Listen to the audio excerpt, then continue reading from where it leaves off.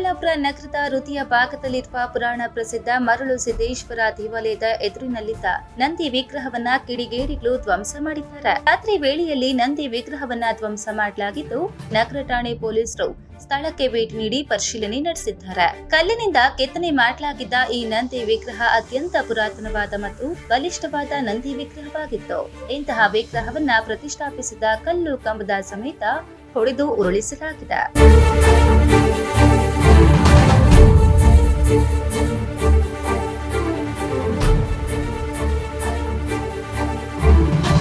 ಇನ್ನು ಕಲ್ಲಿನ ನಂದಿಯನ್ನ ಬಲವಾದ ಸುತ್ತಿಗೆಯಿಂದ ಹೊಡೆದು ತಲೆಯನ್ನೇ ಬೇರ್ಪಡಿಸಲಾಗಿದೆ.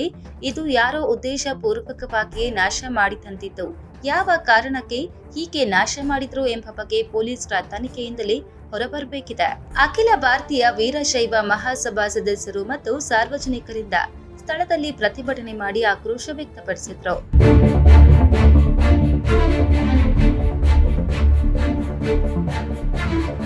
ಹಿಂದೂ ಸಂಪ್ರದಾಯ ಪವಿತ್ರವಾದ ಆರಾಧನಾ ದೈವ ನಂದಿ. ಈ ನಂದಿ ದೇವರ ವಿಗ್ರಹವನ್ನ ಧ್ವಂಸಗೊಳಿಸಿ ನಮ್ಮ ಹಿಂದೂ ಧರ್ಮಕ್ಕೆ ಅಪಚಾರ ಮಾಡಿದಂತಹ ಕಿಡಿಗೇಡಿಗಳನ್ನ ತಕ್ಷಣ ಬಂಧಿಸಬೇಕೆಂದು ಅಖಿಲ ಭಾರತೀಯ ವೀರಶೈವ ಮಹಾಸಭಾ ಅಧ್ಯಕ್ಷರಾದಂತಹ ಮಹೇಶ್ ರವರು ಒತ್ತಾಯಿಸಿದ್ರು.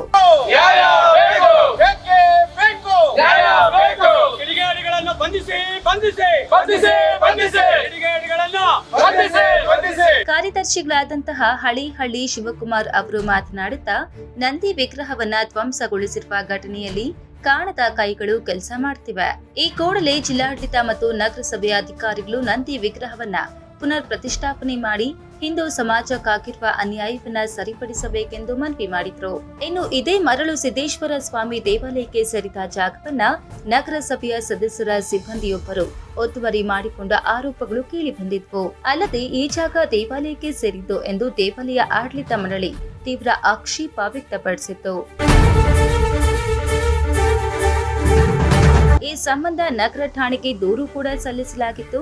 ಈ ಪ್ರಕರಣ ಇನ್ನು ವಿಚಾರಣೆ ಹಂತದಲ್ಲಿ ಇರುವಾಗಲೇ ನಂದಿ ವಿಗ್ರಹ ಧ್ವಂಸ ಮಾಡಲಾಗಿದ್ದು, ಇದು ಸಾರ್ವಜನಿಕರಲ್ಲಿ ಆಕ್ರೋಶಕ್ಕೆ ಕಾರಣವಾಗಿದೆ. ಈ ಪ್ರತಿಭಟನೆಯಲ್ಲಿ ಅಖಿಲ ಭಾರತ ವೀರಶೈವ ಲಿಂಗಾಯತ ಮಹಾಸಭಾ ಜಿಲ್ಲಾಧ್ಯಕ್ಷರು, ತಾಲೂಕು ಘಟಕದ ಅಧ್ಯಕ್ಷರು ರಾಜೇಂದ್ರ ಪ್ರಸಾದ್ ಮುಂತಾದವರು ಭಾಗವಹಿಸಿದ್ರು.